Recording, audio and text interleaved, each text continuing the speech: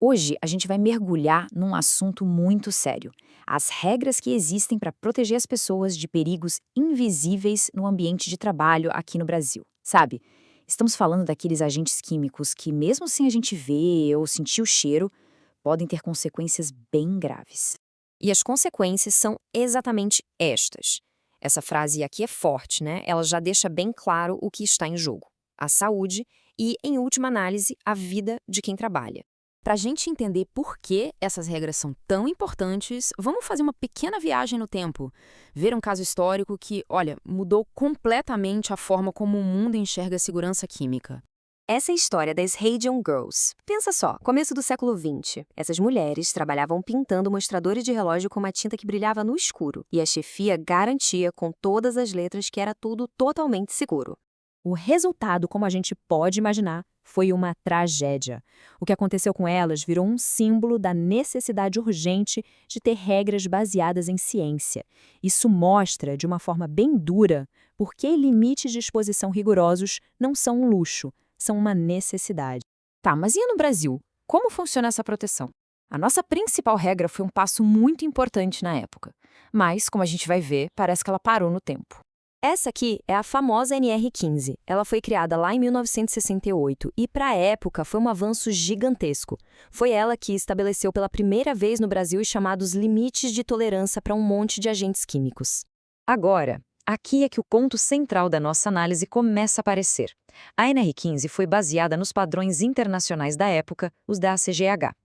O problema? Bom, enquanto a ciência não para de avançar e a ACGH atualiza seus limites todo ano, a nossa norma brasileira ficou, na prática, congelada. E essa defasagem acaba criando uma lacuna bem perigosa.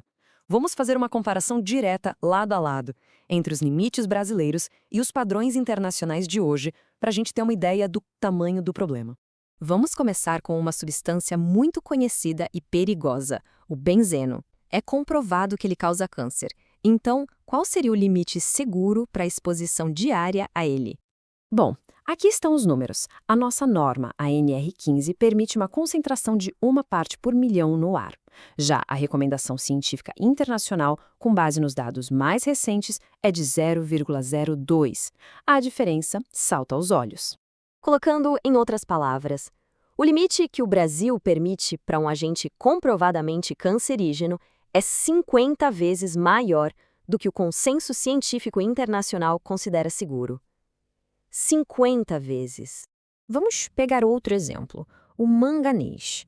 Ele é uma neurotoxina, ou seja, ataca o sistema nervoso e pode causar uma condição muito parecida com o Parkinson. E aqui a comparação é ainda mais chocante. O limite no Brasil é de 5 miligramas por metro cúbico. O padrão internacional? Apenas 0,02.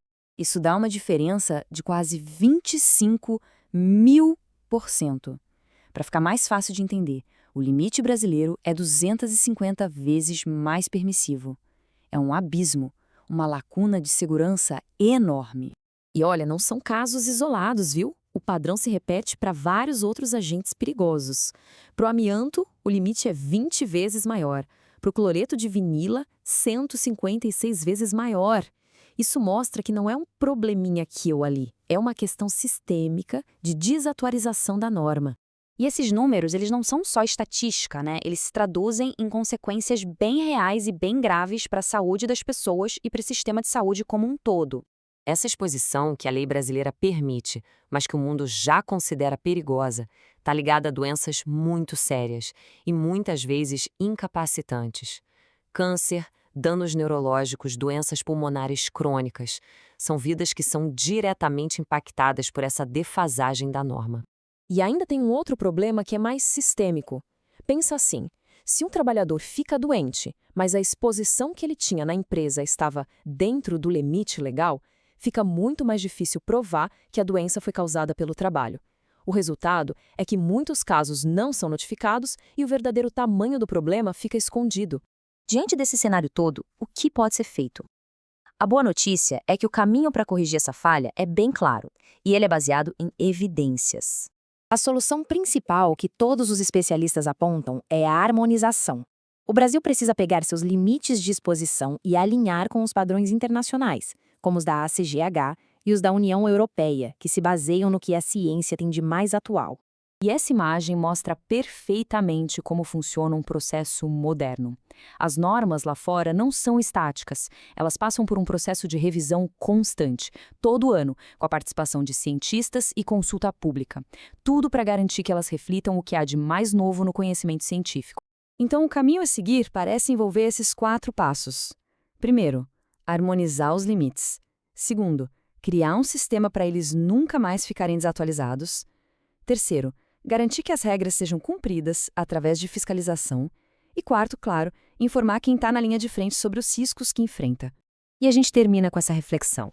A análise dos dados mostra que existe uma defasagem crítica, um atraso perigoso entre a proteção que a lei oferece no Brasil e o que a ciência já sabe.